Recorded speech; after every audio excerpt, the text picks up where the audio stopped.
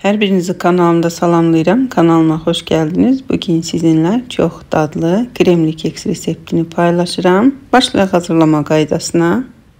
Əvvəl yoğurma qabına 3 ədəd yumurta, 180 qram şəkər tozu əlavə edib mikserlə köpüklənədək qarışdırıram. Bütün ərzaqlar otaq havasında isinmiş olmalıdır. Narın şəkərdən istifadə etsəniz yaxşıdır.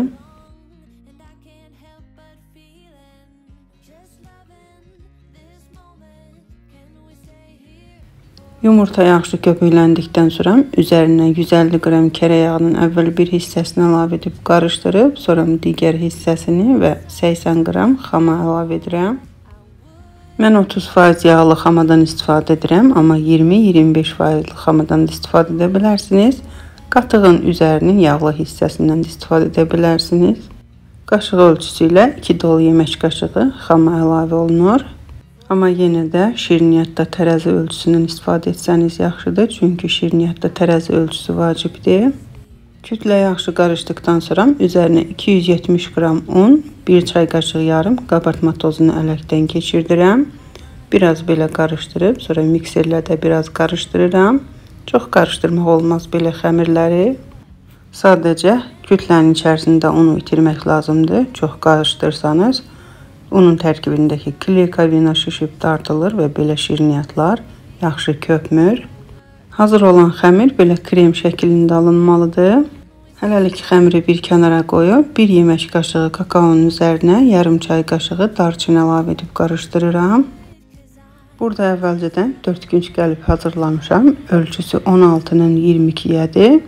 İçərisinə 3 qaşıq xəmiri əlavə edib dibinə yayıram. Sonra üzərinə kakaonun yarısını ələkdən keçirdim. Sonra üzərinə yenidən xəmir yerləşdirirəm. Bu şəkildə 3 qat yığıram.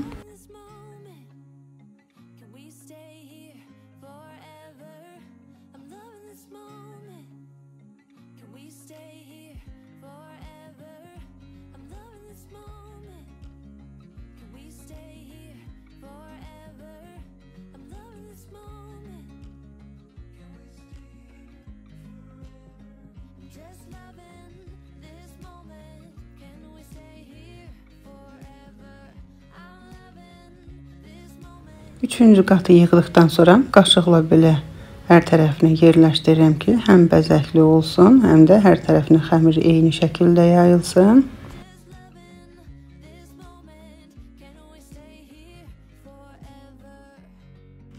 Hazır olan xəmiri əvvəlcədən 170 dərəcə qızdırdığım sobada bişirirəm. Burada 3 dolu yemək qaşığı xamanın üzərinə 2 yemək qaşığı şəkər kirşəni əlavə edib qarışdırıram.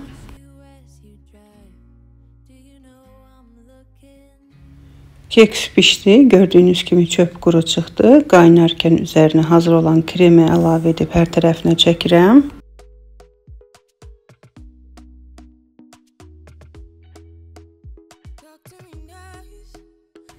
Kremin üzərindən də biraz darçınlı kakao səpirəm. Hazır olan keksin bölüb içərisində göstərmək istəyirəm. Çox dadlı, pambıq kimi yumşaq, kremli bir keks alındı. Bugünkü videom bu qədər. Hələlik sağ olun, sağlıqla qalın.